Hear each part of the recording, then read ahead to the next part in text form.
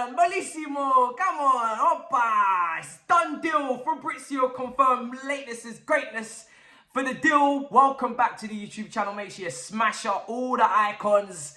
Here we go, confirm. All the journalists are hopping, the spaces, the tweets, everybody's typing. It's lovely. The comps are out.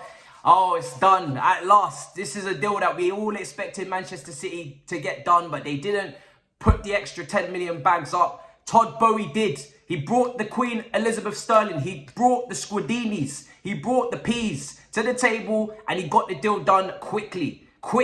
And I'm so happy that it's been done. I remember when me, Miz and Eunice were talking about this player on All You Can Eat Chelsea all those months ago. We never thought the deal would ever happen. We never thought we'd go in for the player, but we have. And we have just put down, rubber stamped our mark that we're serious for competition. Because you could easily say that, there's a lot of people saying we don't need this player. You know, why do you have so much depth in this area? But again, this is elite level sports. This is competition at its best. A player that is versatile, that can play multiple positions and cover other areas, but also give direct competition to your starter.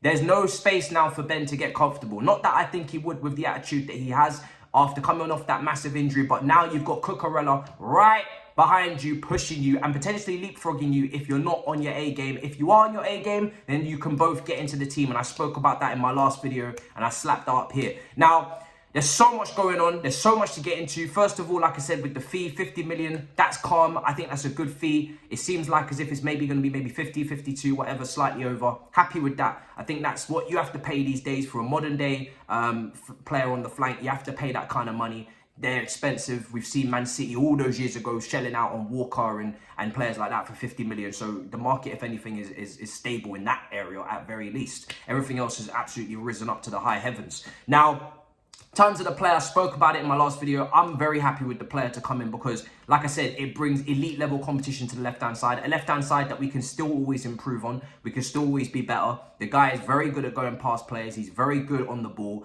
And for me, like I said, when people always question in that back three, how is it going to work from a possession and attacking standpoint? For me, I'm just excited to see the underlapping runs on Chilwell. I'm hoping we're going to see that. Maybe Chilwell tucking in and helping on transitions when Cucurella goes past him. Those 1-2s, that connection. I want it to be fluid. I want the build-up play to be balanced. But people forget how often Rudiger got himself into advanced positions last season. He was carrying the ball. He was in the final third. He was ended up in the box sometimes, how far forward he got. That left centre-back position, you are able to push forward if you wish. And like I said, if Chilwell covers him off, it immediately becomes a back four. You may see Cucurella in left midfield positions on the flank because he's pushed up that far forward. He's a much easier player to combine with, but he's also quick. So he's going to get back on transitions. You've now got two quick players out there that can help on transition. That's huge if we're keeping Jorginho on that left-hand side of a pivot. Again, he's going to get covered off a lot better than he was last season with Alonso. Two slow players kind of on that left-hand side. I am ecstatic. Now, people will say the height. Of course, we've got Martinez joining Manchester United. The height issues continue. The Koundé rumour, the height issues. You just have to see. Let's just see how he fares. Like I said, his dual rate is not bad. It's like 50s. So he competes. He gets up there. He challenges. Let's see how he does. It's not like a Billy Gilmore where it was in the 30s for Norwich, and I looked at that and people definitely thought, wow, is he going to be able to contest? Even though I even still think he's scrappy enough. You know, the Scotsmen always love to get in people's faces and dive in and get tackles in. Obviously 30% now, you can't rock with that, but 50s, that's kind of on par with a lot of centre-backs. So I'm not overly worried, but yes, he may be a point of weakness where people will target him, but I think he'll handle himself. He's done a year now and he excelled. Like, he didn't have a normal year. He got player of the year and he absolutely walked it and was brilliant.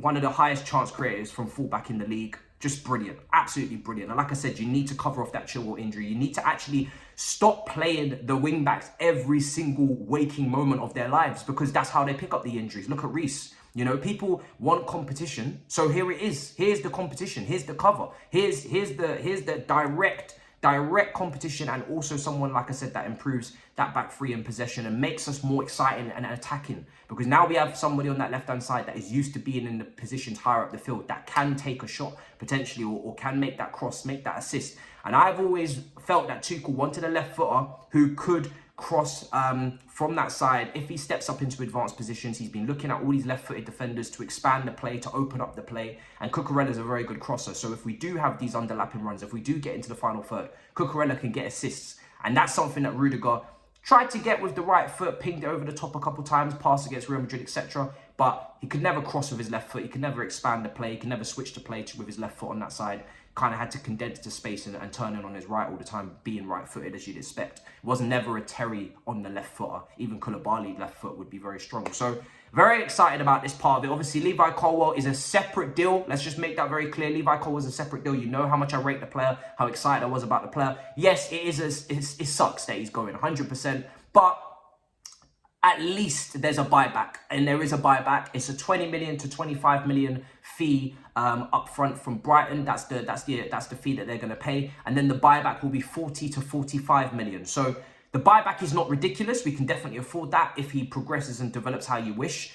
And also, I'm just happy that at least, because it did seem like Tuchel had spoken to the player, does rate the player, but again, if you need to potentially, and you have to include him in this deal to get Cucurella, at least Tuchel is getting backed with starters that he can trust. Because for all of the hype that I'm giving Levi Colwill, I didn't want him to be an out-and-out starter. I wanted him to come in rotational, peripheral option off the bench, play some games here or there, but learn a lot as well. I didn't expect him to be starting week in, week out in the Premier League. That's far too big a jump. He's still got things to learn. He's still a defender. He's still going to make mistakes. Let's have it right.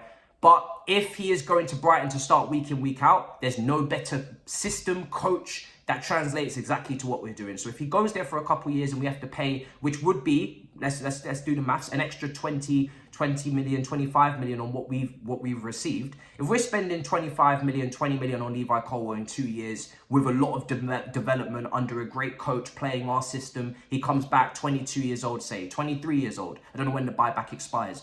And we have now a player that's ready to start games. Hey, that's not bad business. And maybe it would not have gone the same way if he had stayed. Maybe he would not have got the game time. Maybe he would not have had the confidence. He may have not developed. I don't know. Sometimes playing week in, week out helps a player trajectory-wise, development-wise get to the place they want to be a lot quicker than it would be if they was rotating and trying to... You never know. You can't predict these things. Just because he would have stayed doesn't mean things would have turned out great for him. I am a little bit disappointed he's going because I did want him in the squad over Malang Sarr, who's been linked with moves to Monaco, linked with moves to Fulham. So I did want him in the squad. But at the end of the day, at least we're getting a great A-grade player out of it, a top quality player in Cucurella. We're also getting a buyback. So you have to take the positives, do you know what I mean? There's no point moaning about it. We kind of knew this could happen. It's a shame for sure, but there is a buyback, so I'm happy with that. If it was a permanent with no buyback, I'd be gutted because I do believe this defender is going to the top if he continues to keep doing what he's doing and keep playing the way he's playing. So, but at least he's going to a great team. Brighton are perfect for him, you know. Same system, like I said, same coach. But yeah, I'm so excited about this. Here we go, confirmed. Like I said, guys, the left-hand side has been transformed. Going back, going forward, like... Oh, it's beautiful. You kind of seen that Koulibaly in his comments today in the press conference didn't want to allude to being a Rudiger replacement, but as a squad, you know, as the squad has evolved, he's going directly as a Rudiger replacement, seniority-wise, you know, leadership-wise, quality-wise. That's what people in their heads will directly correlate with. Cucurella, who is he replacing? Probably Marcos Alonso, who could go to Barcelona, could get that wrapped up now. It's expected that he will go and he will be allowed to go after this transfer has been confirmed. It was also reported that Chelsea were allowing Malang Sarr to go as soon as they find a left-side centre-back. So maybe both will now go. I hope now Alonso and Malang Sarr can both go. I don't want to hear any excuses. We've now got Cucurella, we've got Chilwell, Emerson's still here, Kennedy's still here. There's absolutely no reason on God's name for Marcos Alonso to still be at this football club, okay? And there's no reason, if Malang Sarr is allowed to go, fringe player, Tuchel has said it, then fair enough, then he can go as well. We need to close Fofana. I don't think going into a season you should have just Koulibaly, Trevor and Thiago Silva as your actual, real, true centre-backs. I think you need another one. If you're, like I said, if you're getting rid of Sarr, let's go and get Fofana, especially if we're playing a back three. You know, Cucurella is not, quote-unquote, a centre-back. In a back three, I think is fine. In a back four, you'd have to play left-back and compete with Chilwell. So then, like I said, you'd only be left with those three centre-backs unless Azpilicueta is staying. But again, you would hope he would get his wish to go to Barcelona. He's given enough service at this point to get what he wishes. So if you bring Fofana in, for me, you completely close off that defence now. You've got your right-sided defender. Trevor is competition. You've everything's sorted. Everything is all rosy in the garden. Yeah? Come on! I'm so happy. More than you can believe, yeah? Manchester City hijacked And yeah, now it's time for Man United. Do you know what I mean? Both the Manchester clubs. We're looking at De Jong. Todd Bowie's serious about De Jong. I'm gonna do a video tomorrow morning about De Jong. Premier League predictions videos coming. All you can eat. Chelsea's coming tomorrow. We're gonna talk more about this. There's loads of videos in the works. Incoming. We're going to talk more about De Jong, but to quickly speak about it, De Jong looks like we're hijacking it. It looks like De Jong would prefer us as well because we do play Champions League football. I'm sure that's a massive reason why. Also, maybe he just feels like we have a better plan going forward in terms of a project. I don't know if you want to call it that.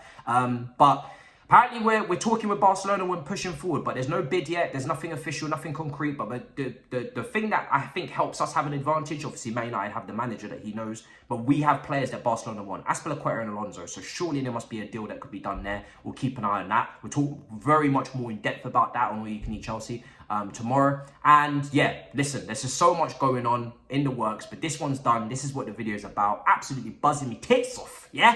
Let's drink tonight, as Zabaleta would say. Big up your damn selves. In a bit, smash up the icons. Let me know what you think in the comments. Big up. Peace. Let's go. Let's go.